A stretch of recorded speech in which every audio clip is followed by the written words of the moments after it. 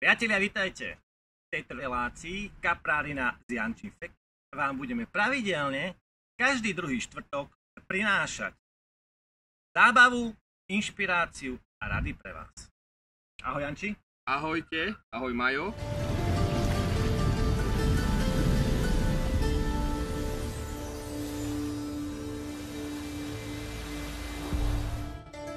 V dnešnom prvom dieli Jančiho vyspovedám o jeho osobných úspechoch, progrese, ale aj jeho projektami, ktoré priniesli miestnym vodám prosperitu a veľké ryby. Ako ešte chlapec si pamätám, úplne začiatky bojlesovania na Zvolenskej priehrade, dokonca aj úplne prvú rybu, čo bola oznámená, že na bojles bola chytená. Ja ťa považujem za takého priekopníka, takého pioniera, ktorý vlastne začal s týmito vecami. Tak prosím ťa, povedz nám, ako si začínal a nejaké svoje také skúsenosti, ako si prechádzal vlastne touto kariéru. Ďakujem pekne, Majo. Je to naozaj tak, priatelia. De facto kaparačeniu sa venujem skoro 25 rokov. A lovu bojli špeciálne od roku 96. Presne ako Majo hovorí, naozaj tie začiatky sú spojené s našimi miestnymi vodami a konkrétne je to dobrá niva, kde prvýkrát v živote sa niečo také podarilo, alebo respektíve, kde sme prvýkrát vyskúšali lov kaprov na bojlis. Pamätám si tie ťažké začiatky, ako sa nám naozaj rybári, ktorí lovili okolo nás, smiali, podpichovali nás, bolo to veľmi zaujímavé a bola to fakt sranda. Keď sme koprovali, keď sme dávali prvé guličky pod háčik, čudovali sa, čo to ako to vlastne je. Bolo to veľmi zaujímavé a ťažké obdobie. Nejaké tie skúšky, neúspechy, až po nejakých 2 týždňoch, 3 týždňoch naozaj ťažkého skúšania v roku 96 sa nám prvýkrát podarilo dostať na podložku prvého kapríka na bojlis. Bol to super pocit, ako pre mňa, a vlastne začiatky toho všetkého sú tu niekde písané. Ďalšími výpravami, ďalšími motohodinami, ďalšími úspechmi, neúspechmi vlastne sme sa dostali na nejakú éru až do dnešného dňa, kde doslova do písmena kaprárina je náš život, preto kaprárinu doslova žijeme. Je to obrovská vášeň, je to skvelý pocit a máme to doslova v srdci. A v roku 96 sa mi podarilo na Dobrej Nive, pamätám si to úplne dokonale, chytiť prvú takú krajšiu rybu. Bola to rybka 13,5 kg do 14 kg. Tu je tá fotka, ktorú si môžete teraz pozrieť. Je to naozaj fotka, ktorá stojí za to a je to taká pamiatka na naše začiatky. Janči, ešte aké iné vody navštevuješ a prečo? Povedz nám. Naozaj, ako som spomínal, za to dlhé obdobie, ktoré venujem tej našej rybárine, som 2/3 výprav absolvoval na zväzových vodách. Boli to vody na Slovensku, hlavne Liptovská Mara, som strávil skoro 10 rokov svojho života. My nachytali obrovské množstvo rýb. Od 10 do 15 kg, kapre tam nebol nejaký extra problém chytiť v tej dobe. Bohužiaľ, či už nešťastnými niektorými vecami, nebudem to až tak do detailu rozoberať, naše vody zväzové dostali do stavu, ktorý bol nešťastný. Tie vody naše neboli pripravené absolútne na niektoré rybárske tlaky a na niektoré veci, ktoré jednoducho v tej dobe boli a ktoré sa stali. Tie vody doslova do písmena ostali bez rýb, tie vody ostali prázdne. Môže to veľa vecí, ktoré dneska môžeme zhodnotiť, ale dneska sa do toho nebudeme nejako púšťať, môžeme sa o tom bližšie povedať na budúce. Takže navštevujem aj vody zahraničné z toho dôvodu, že dneska tie zväzové vody už trošku nás vracajú späť, ale ešte to stále nie je to práve orechové, ako si predstavujem. Pre mňa alfa omega veci je zažiť na rybách maximálnu emóciu. Pri lovu veľkých kaprov človek potrebuje zažiť emóciu, pokiaľ táto emócia nie je, ale respektíve je mála, alebo respektíve nie je žiadna, to celé nemá zmysel. Mňa to do dnešného dňa stále baví a navštevujem vody hlavne také, kde túto emóciu zažívam. No sú to vody aj na Slovensku, ale samozrejme vody aj v zahraničí. Veľa ľudí sa mi čuduje, alebo nám čuduje, že prečo nechodíme na zväzové vody. Dneska je taký hit zväzových vôd a ja si osobne myslím, že nie je to správna cesta. pretože každý rybár by sa mal osobne rozhodnúť a ísť loviť tam, kde ho to baví, kde ho to naplňa a nie ísť tam, kde mu to niekto určí. Takže rybári, prosím vás pekne, lovte tam ryby, kde vás to baví, kde máte silné emócie a kde vás tento náš krásny koníček naplňa. Nenechajte sa poučovať niektorými odborníkmi, ktorí vám rozprávajú veci, ktoré im vyhovujú dnes. Pýtajte sa a lovte, kde chcete.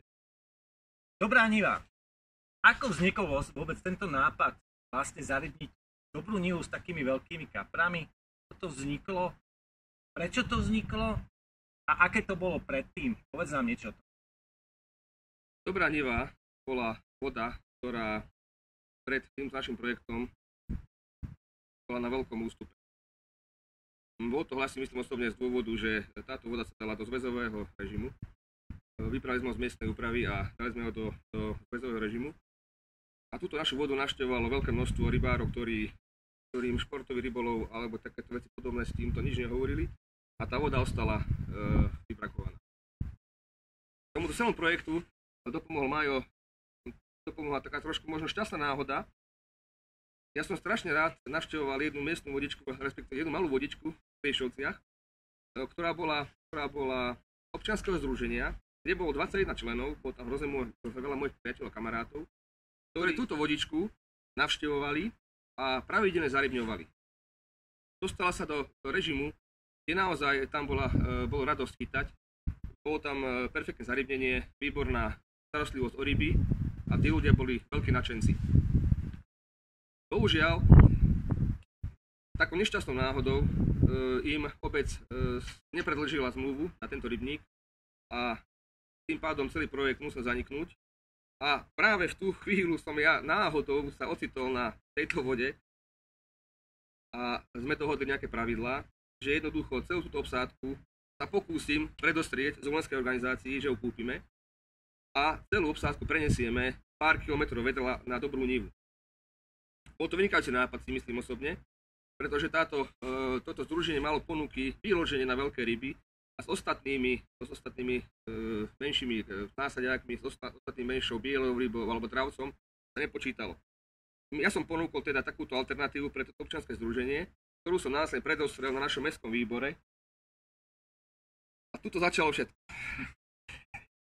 No, jasné, že bol november a bola trošku obava, aby sme tieto ryby vôbec vedeli a dokázali zloviť. A samozrejme, bolo tam aj veľa ľudí, ktorí s touto našou myšlienkou a mojou myšlienkou nesúhlasilo. Bolo to ale vec, ktorá jednoducho, som vedel, nám hrozne pomôže a hrozným spôsobom zmení myslenie a zmení hodnoty a vôbec všetko v zmysle vozvolenskej organizácii a na zvolenských vodách. Samozrejme sa toto všetko aj naplnilo a k tomu sa dopracujeme za chvíľu. Takže predostreli sme nejaké veci na našom mestskom výbore. Naozaj bolo to zaujímavé. Tie debaty niekedy boli veľmi ostré a veľmi tvrdé. Naozaj, verte mi, veľmi, veľmi tvrdé. Ale ja som neustúpil ani o milimeter a nakoľko navštevujem vody v zahraničí, navštevujem revíry, ktoré fungujú, takisto na Slovensku, vedel som, že to jednoducho musíme spraviť. Debaty boli na takej úrovni, že naozaj nám to pomohlo. Stalo sa aj taká nemilá vec, však vám to poviem, už je to dávno preč. Doslova do písmena sme sa s tajomníkom postavili, hodili sme kľúče a sme odišli z mestského výboru, keď niektoré veci a niektoré názory tam boli také, ktoré neboli dobré. Ľudia zvážili, porozmýšľali a o 2 týždne sa mestský výbor stretol znovu a veci sme dali na správnu mieru a všetko sme nejak upratali a učesali a funguje to perfektne. My ti za toto veľmi pekne ďakujeme, lebo tie krásne ryby vážne sú tam a budeme sa snažiť, aby stále aj ostávali. Áno, ďakujem veľmi pekne. Toto bola jedna vec, hej, že sme tie ryby dostali. Samozrejme, vybavili som vynikajúcu cenu. Naozaj sa to rozlišovalo od ryby na 10 kg a ryby do 10 kg. Boli to väčšinou naozaj kapre zdravé, mladé. Presne si pamätám, bolo tam 14 rýb cez 10 kg. Najväčšia ryba mala 13,5 kg. Viem to presne, pretože každú rybu sme vážili, ktorá bola okolo 10 kg samozrejme. Bolo tam 2/3 rýb s obrovským potenciálom rastu. Boli to 8-9 kg mladé ryby, ktoré sa ukázali ako kľúčové pri ponasadení na našu dobrú nivu. No, toto bolo Ačko. Ryby sme napustili Áno. ryby plávali. Čo ďalej?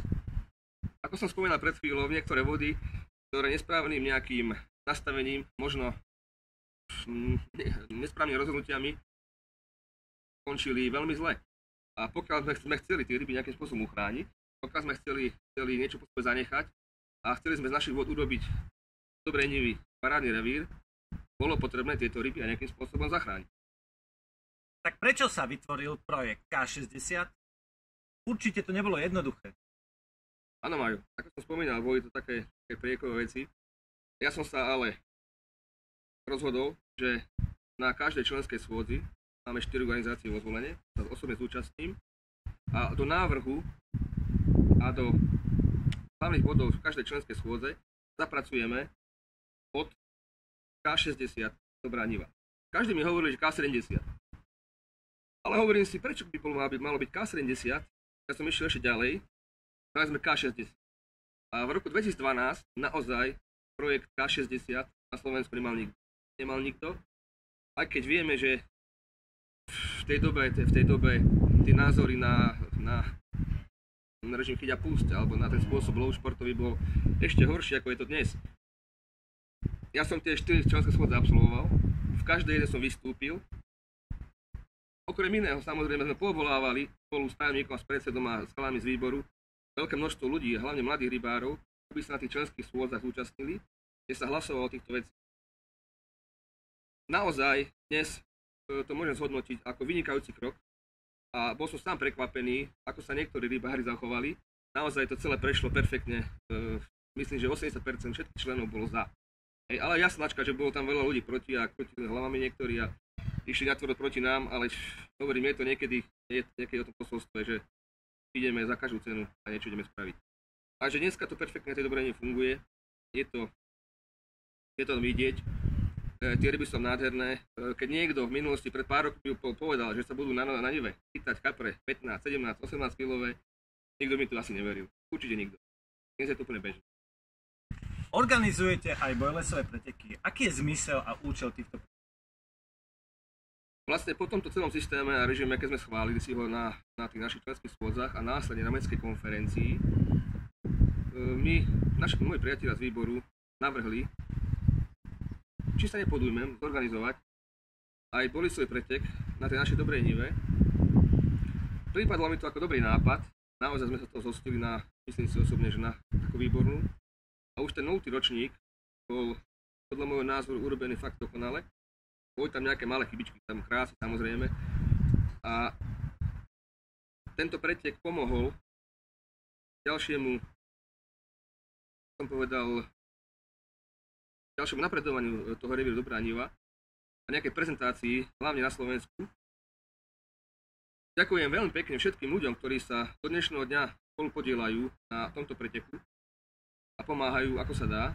Spomeniem nášho Kuba, Fabiána, ktorý takisto sa snažil a odprezentoval perfektne. Kubo, pozdravujeme ťa. Na tých prvých 3 ročníkoch tá práca tam bola veľmi dobrá, dokonalá a naozaj ten pretek videlo množstvo ľudí.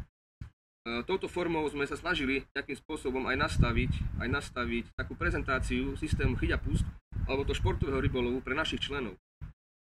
Bolo to veľmi cítiť a je to cítiť dodnes, ako sa zvyšujú stavy športových rybárov, ako ľudia k tým rybám pozerajú úplne ináč, ako sa úplne ináč tým rybám správajú.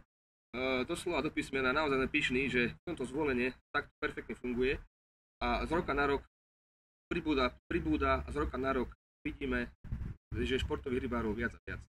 Čo nové ste prichystali na tento rok pre rybárov? Áno, moja dobrá otázka.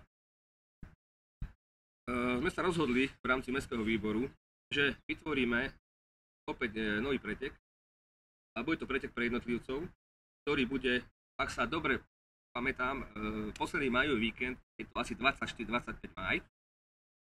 Bude to pretek na odhod pre jednotlivcov 24 hodín non-stop od obeda 12.00 do nedele 12.00.